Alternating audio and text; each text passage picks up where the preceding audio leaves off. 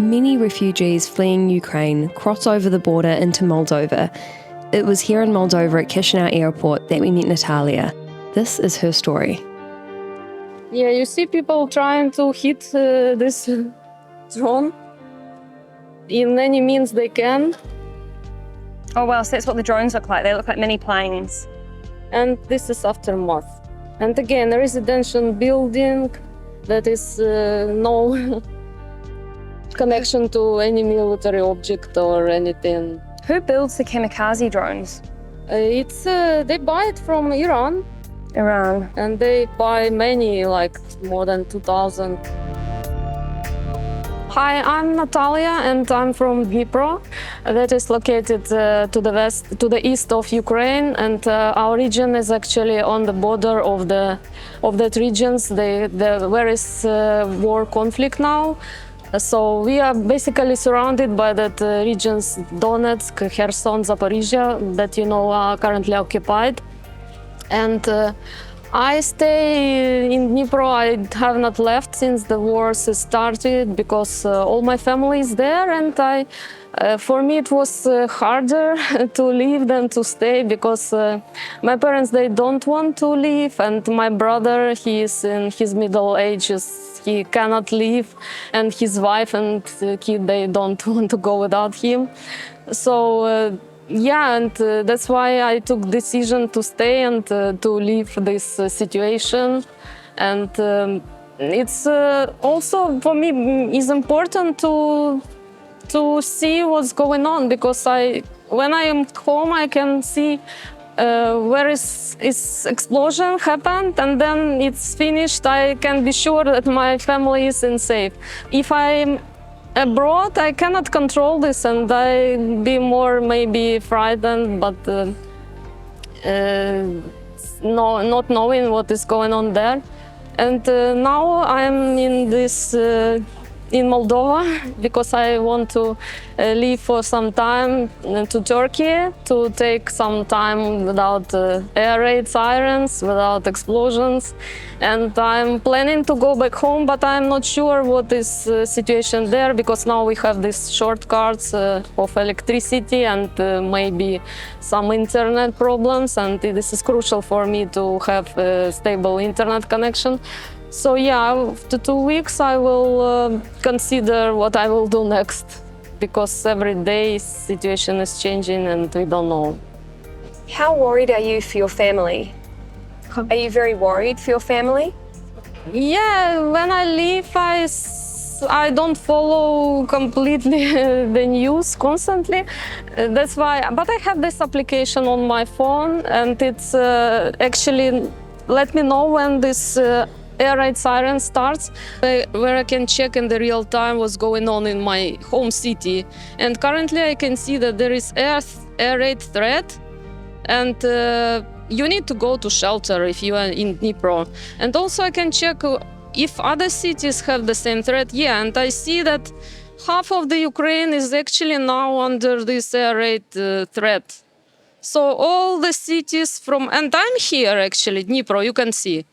And all cities here, like Lugansk, Donetsk, Zaporizhia, Kherson, they are occupied, all these regions. So we are just in the middle, and all that part is now under attack. So I can follow, okay, now there is threat, and I started to read news if there was explosion or if there was nothing.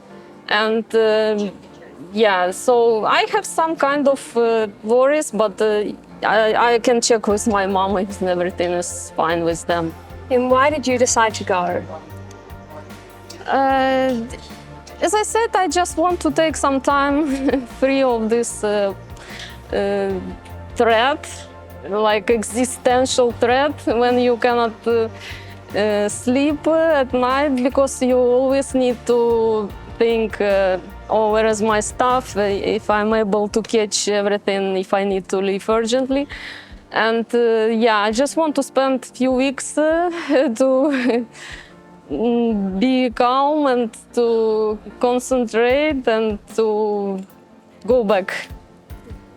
How close is Russia to where your family are?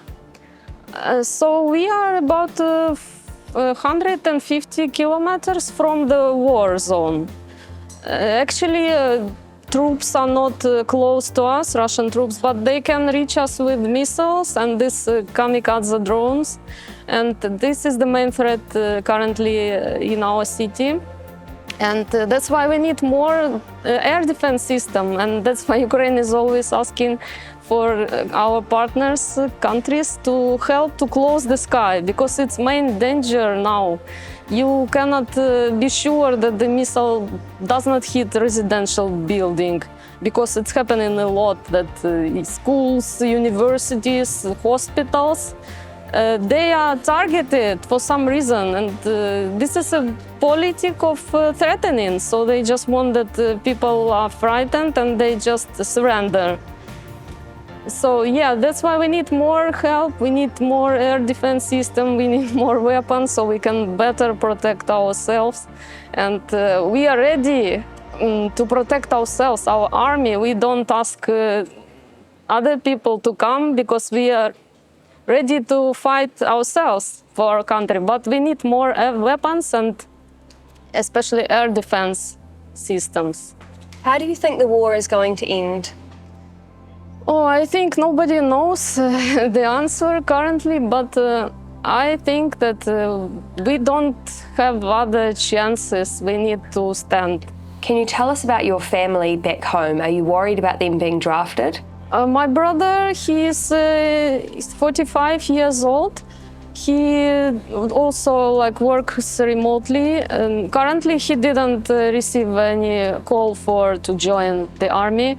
But I have many people who I know. They actually they serve in armed forces. So my friends' husbands, some of them, they joined territorial defense. But territorial defense is actually now under 4th armed forces. So they are also in the conflict zone. So they really they participate in the war in the full scale, actually. Do you know anyone who has been injured? Yeah, I know I have one friend, his best friend. He's actually was in the car in the Kharkiv region.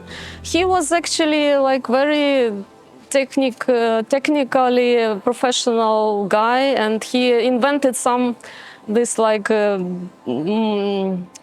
kind of transport that can be used to explore the battlefield better, because it has some special, I don't know, inside cameras, etc. And they just were going to trial this new equipment, and the car was exploded. So he died. He died in Kharkiv region. Yeah, and so do you think he was targeted? I don't think they just there is landmines, landmines, and they just eventually somehow reached that dangerous area, and the car was just exploded. So, wow. Were those planted by the Russians or the Ukrainians? I cannot know that, because there is these mines they use also when territory is going to be defended, and they put the mines to defense attack. Or when occupiers they leave, they also put this mines. So yeah. But aftermath is the same, lost life. We hope that you're okay. Oh. Please be safe. Please be safe.